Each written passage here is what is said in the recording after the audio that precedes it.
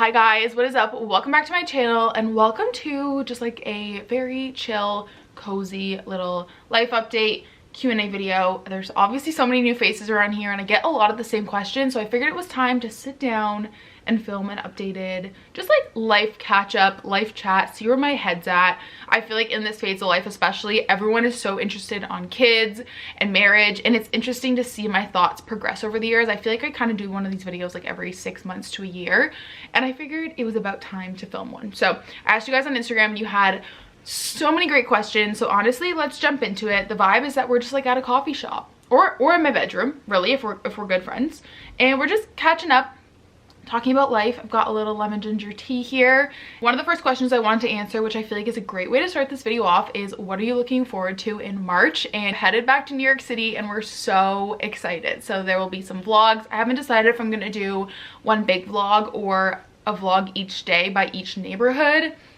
but we're really excited. We're heading there from a Friday to a Monday, and if you guys have been around since the last time we went to New York City in December of 2021, we obviously did a lot of Christmas and festive stuff. So this time we're going to explore more. We've never been to Brooklyn, Dumbo. I made a really nice dinner reservation along the water. Like, we're just really excited. So I'm really looking forward to that, and also just like spring content. I have a whole week of spring videos. It's gonna make a little spring series, a spring morning routine, a little reset, refresh, and then also like a IKEA haul organize with me kind of decluttering video. So I'm just very ready for spring. I'm so over winter.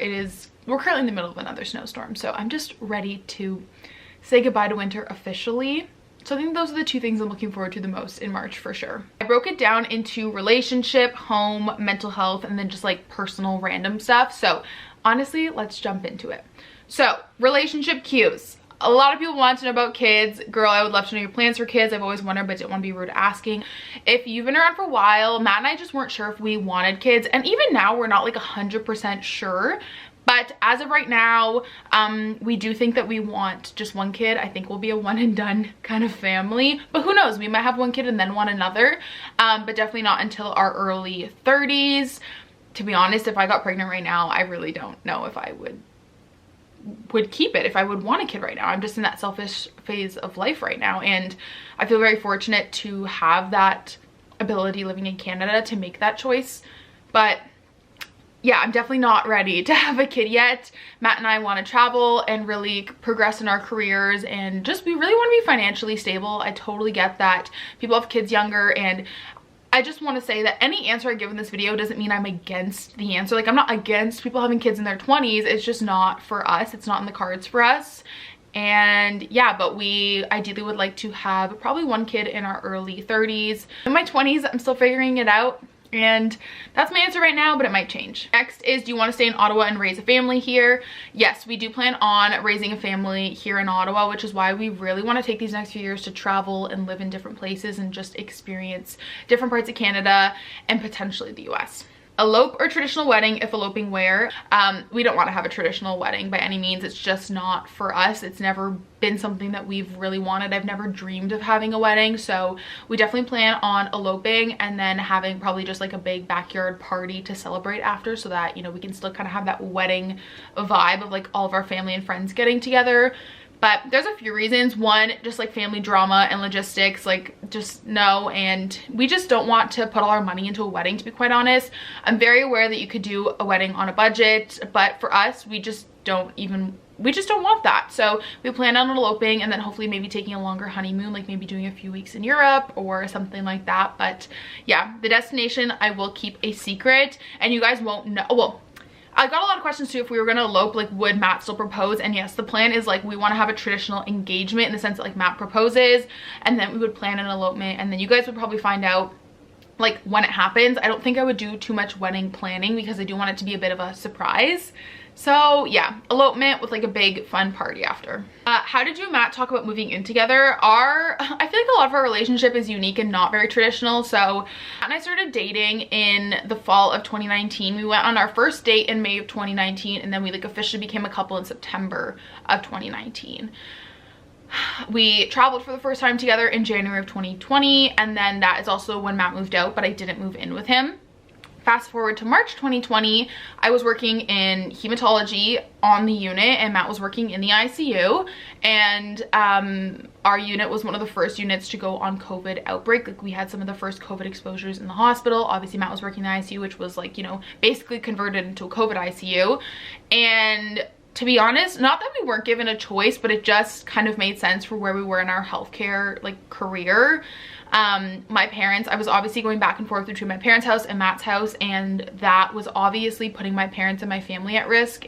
I just started staying with Matt, but it wasn't like moving in, it was just I started staying there. I think a lot of people started quarantining together, and so I started quarantining there from like March, the end of March to May, and then Matt officially asked me to move in May of 2020. So definitely, I'm sure some of you guys can relate that, you know, pretty much had a whole COVID relationship. But yeah, so not very traditional. I'm sure it would have been a little bit different if the pandemic didn't happen, but I'm sure I would have moved in that year anyways. Do people give you a lot of heck for being too young to want a future like marriage and kids? To be honest, I personally don't think that we're that young. I mean, this year Matt and I are gonna be 26 and 27. I really don't think we're that young.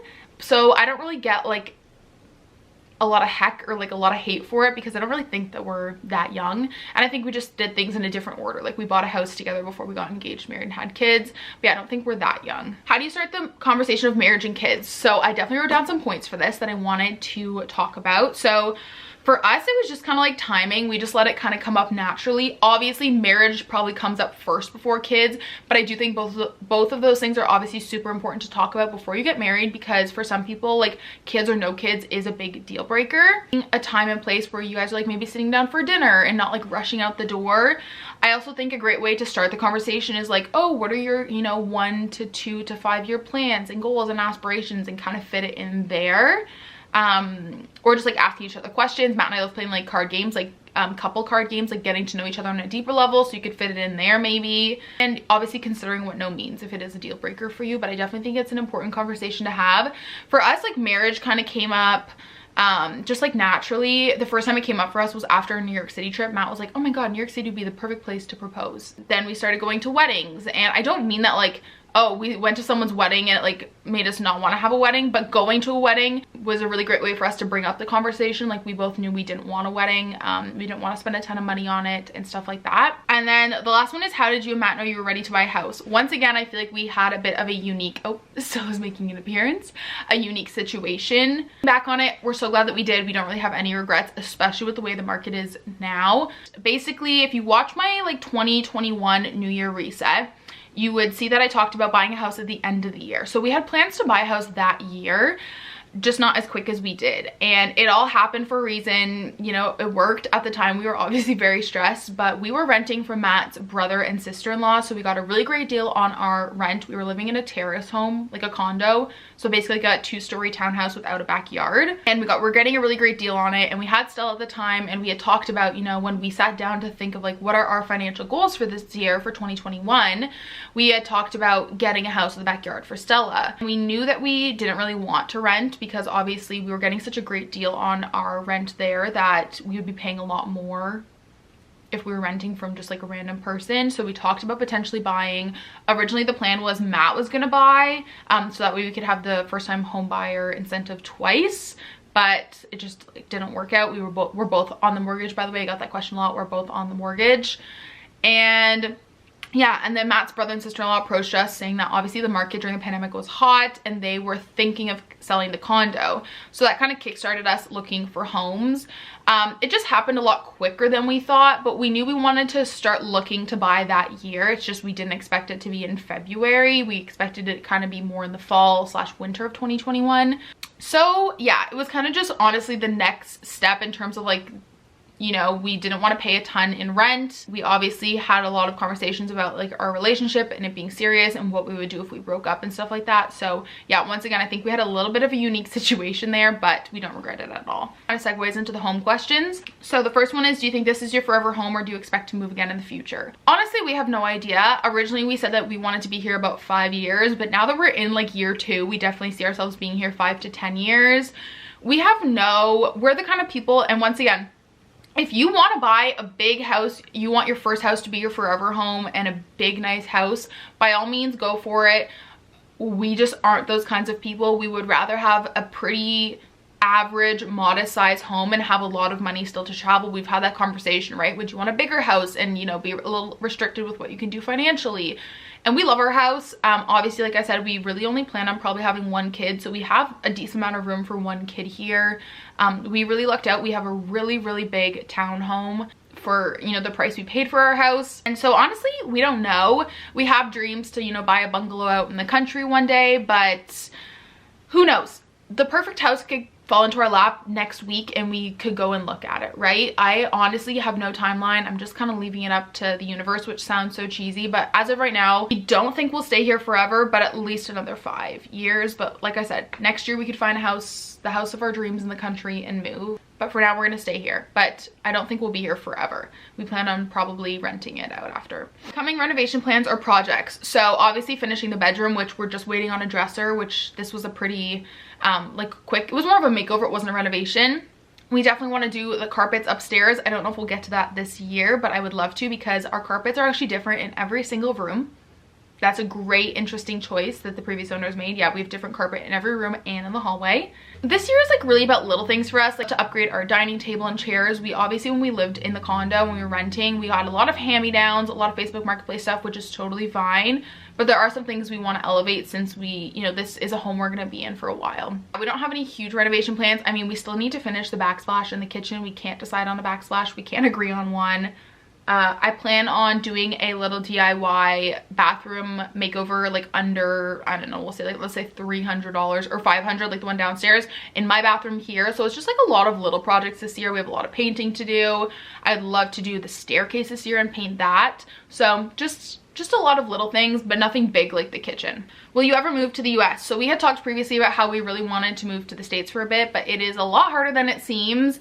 The hardest part would be me, because I am self-employed. The US doesn't just hand out self-employed visas. I'd have to find a sponsor. I'd have to find a corporate job, and it is a long and hard process. I can be in this, or anyone can be in the States up to 6 months on a tourist visa. Honest, Roe versus Wade being overturned really influenced our decision, or at least for me. I obviously know there's states where, you know, these things are still legal, but I don't really want to live somewhere where I have no control over my body. I feel very fortunate to live in Canada and have access to these procedures. I have that bodily autonomy and I can make those decisions. So honestly, that put it on the back burner. If we ever move to the States, we would definitely move to a state where, you know, it is still legal. And that doesn't necessarily mean that I'm gonna be like going to the clinic and getting an abortion by any means, but I want to live in a state where I feel like I have the respect for my body and the decision to make that decision if need be, if we're put into that situation. So it's definitely not off the table or like, you know, out of the cards. I do think that we will travel somewhere within Canada first. We've both never left Ottawa before. We've been born and raised here. Our families are here for the most part. And so I think it would be easier to probably stay within our country, try it, because if we hate it, we could just, it's a little easier to come home than being in a different country. So if you guys don't know, Matt is a nurse, so he can get travel nurse contracts. So potentially doing something within Canada, and there's 12-week contracts, which is great. I've already had the go ahead by the HR department in the hospital to move for 12 weeks. It's great. Like that step is already taken care of. That's obviously a big step. And so, yeah, it's not out of the cards to move to the US, but we would be very, very picky with the state that we move to. So, yeah. All right, next section is mental health. First is, how will you manage your emetophobia when you have kids? And I have no idea, and that's honestly one of the reasons that I have been avoiding, like, having a kid, is because I don't know how I'm gonna manage it at all. So, probably therapy and, you know, just like working on it now before we have kids, but I have no clue. You tell me. Next is, do you experience panic attacks, and if so, how do you manage them? Yes, I do, but specifically for my PTSD, I do have generalized anxiety disorder, but I don't feel like I really go through too many panic attacks. Like the last time I had a panic attack for my anxiety was probably, a lot of it had to do with grieving. So when I heard that Chad passed away, I had a huge panic attack, of course. Like that's something big and impactful. I had a panic attack before his funeral. I had a panic attack right when I was driving, because after the funeral I went to a bridal shower. I had a panic attack on the way there. So definitely manifested by stress and just like major life events, which I think is totally normal. But most of my panic attacks are in association with my PTSD. So I feel like I get this question a lot with new viewers, but I was involved in a bomb scare at the Orlando airport in 2017 or 2018.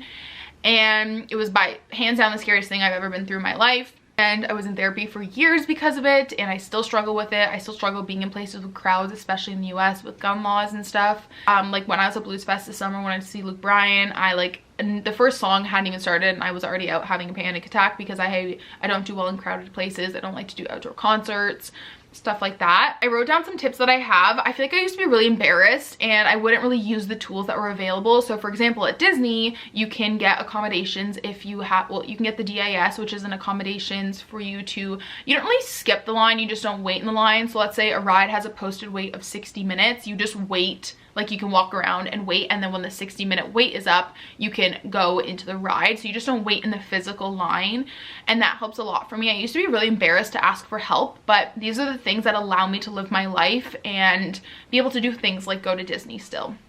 So those are really, really helpful. Deep breathing. I feel like when I have a panic attack, we often, you know, take deep, shallow breaths, and so it's really important to take a deep breath, like the rule of threes, which really helps. And also just like getting to know my triggers. So for me, it's definitely crowded areas. I don't mean to be like offensive to people in the US, but because gun laws are so different in the US, I find my PTSD is a little bit worse in the US. And in crowded situations, or honestly, if I see someone that is like, because in some states you can open carry. So for example, when we're in Texas and like we're just chilling, eating barbecue, and I see someone with a gun on them that's not a police officer, I get terrified. I have a panic attack. And so getting to know my triggers has been really, really important. I am on medication, and I was in therapy for years for it. I just recently stopped going to therapy just for a little bit. I'm a big fan of therapy, you guys know, but I stopped working with BetterHelp, just a personal decision. And so I'm currently looking for a new therapist. I obviously am not a professional, and so I highly recommend, you know, I feel like everyone's anxiety and everyone's mental health and panic attacks and disorders are different. So I highly recommend, if it's accessible to you, to go to therapy, because they can learn, you know, your specific triggers, and what works for me might not work for you. How are you doing mentally? Are you in therapy or planning to go to it? So like I said, I've been in therapy since 2017. I've been in therapy on and off. So I was in therapy for my PTSD diagnosis. I was in therapy for a very abusive relationship that I was in. I was in therapy for some family stuff and just like learning to cope with that.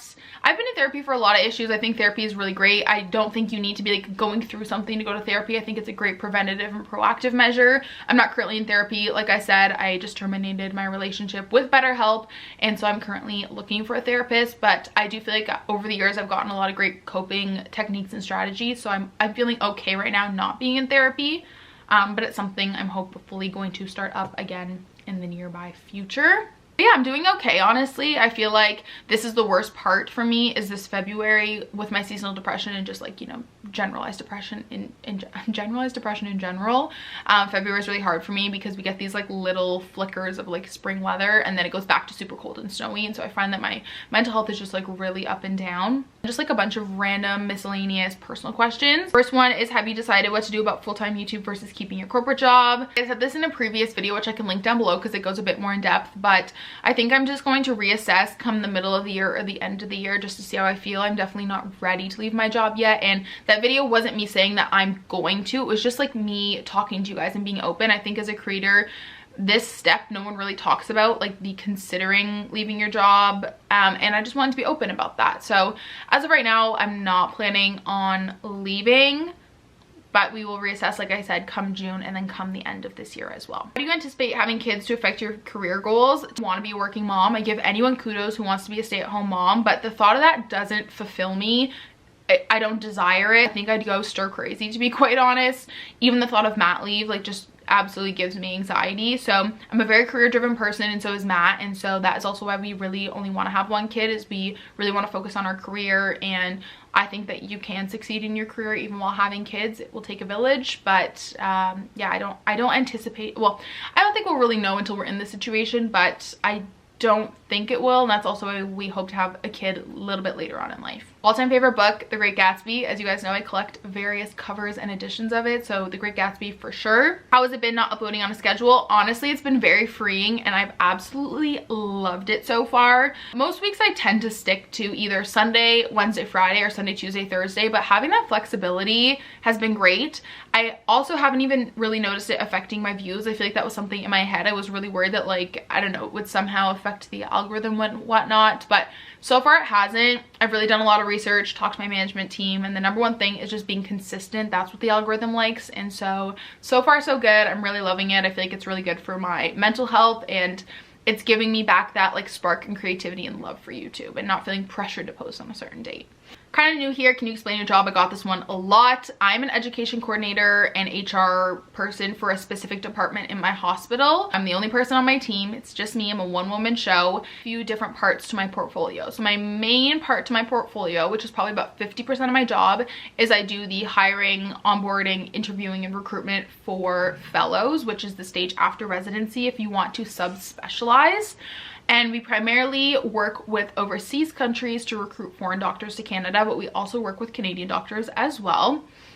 I also do some conference planning and just like coordination of the department as a whole. So that is a little bit about my job, and we'll go super in depth. I got this question a lot too. Update on DVC. We definitely want to. It's a little bit on the back burner right now just because we really are prioritizing the house and, you know, doing some upgrades and stuff here. But our next trip when we go in May, we have Pop Century booked, but I would really love to try out another DVC resort just to see. I would really love to stay a night at Riviera. I do hope on one of our next trips, I would really love to do just a DVC tour and see, but they're like 2 hours long and we're obviously only usually there for a long weekend, so it takes a lot of time out of our day. But we're definitely still considering it. I got a lot of questions about the whole timeshare thing, and Disney timeshares are a tad bit different than normal timeshares, which have such a bad reputation, but we are just taking our time to do our research and get all the information that we need, talk to people who have DVC, talk to people who have left DVC, and really just do a lot of research before we commit. We're not in a huge rush, but ideally we would like to have it in the next few years. But like I said, we'd like to look at a few more resorts first and kind of see. We'd love to stay at like Old Key West, Saratoga Springs, Riviera. I'd love to stay at Boardwalk and just kind of get an idea of where we would want our home resort to be. If you guys don't know, DVC is Disney's timeshare program. So I got this one. How often do you smoke or consume marijuana? Only if, probably once to twice a week. I really try to not be necessarily like dependent on it for like my sleep. So yeah, usually just once to twice a week. I find I don't really smoke a lot in the winter. I try not to smoke at all, or really rarely, because it's not good for your lungs, obviously. Tell that to the 17-year-old me that was ripping bong hits. Love gummies, and I love drinks primarily. Yeah, probably once or twice a week. If even that, it really depends on the week, but it's definitely not a daily thing, which there's nothing wrong with. This is judgment-free area. How would you describe your faith at the moment? I will link a video down below. It was about 6 months ago, talking about like my PTSD. I'll link that video down below. It also talked about my faith. I had a huge falling out with my faith at the beginning of last year, and honestly grieving and going through that was like just the cherry on top. To each their own. I'm interested in pursuing my faith right now. I'm very happy with where I'm at. I'm very happy just like not being under a certain religion. It's what works for me. I don't judge anyone who's religious. You know, you do you. I'm gonna do me. Let's leave the comments respectful. Like, don't try and convince me, you know, that I need to come back to the whole like Christianity, Catholicism side. I'm very happy with where I am right now. Yes, I had a very big falling out with faith, especially when it comes to grieving and death, and I think that's quite normal. Honestly, I've had a lot of DMs saying they felt the same. But as of right now, I'm very, very happy with where I am, just like not being under an umbrella of anything and just honestly chilling. And then I got a lot of questions. A lot of you guys are definitely catching on, which y'all are sleuths, and I appreciate that because I am also a sleuth when it comes to people. But I got quite a few questions asking if I'm going to address my family situation, and I think it's pretty obvious that something happened. I'm not going to go into depth about it. I just think that there are some things that are better left private and offline. But I definitely am, you know, I was going through it last year. I've been going through it for a whole year that I haven't really talked about it since, you know, December of 2021. But I am just learning to stand up for myself and have boundaries, and just navigate new relationships. Yeah, that's all I'm gonna say on it. And yeah, but I did get a lot of questions on that, so I just wanted to quickly address it. I don't think I'll ever like go into details about it because obviously, like I said, some things are just better offline and not being blasted on the internet, and I just don't think it's very like respectful of me. Yeah, I hope you guys enjoyed this little coffee chat, got to know me a little bit better. If you guys have any other questions, feel free to leave them down below or just DM me. I'm an open book. I'll answer anything that you guys ask. I was going through the comments this morning on my weekly vlog, and y'all are just like extra sweet lately. I don't know what it is. I don't know if it's me opening up a bit more about my mental health, but the comment section was like definitely passing the vibe in my week in my life. Honestly, you guys were just the sweetest, and I love you guys so much. Honestly, YouTube is one of the things that really keeps me going in life, and the comments and the DMs that I get really just like so impactful, and I appreciate you guys so much. So I hope you guys enjoyed today's little chatty video, and I'll talk to you guys next time. Bye.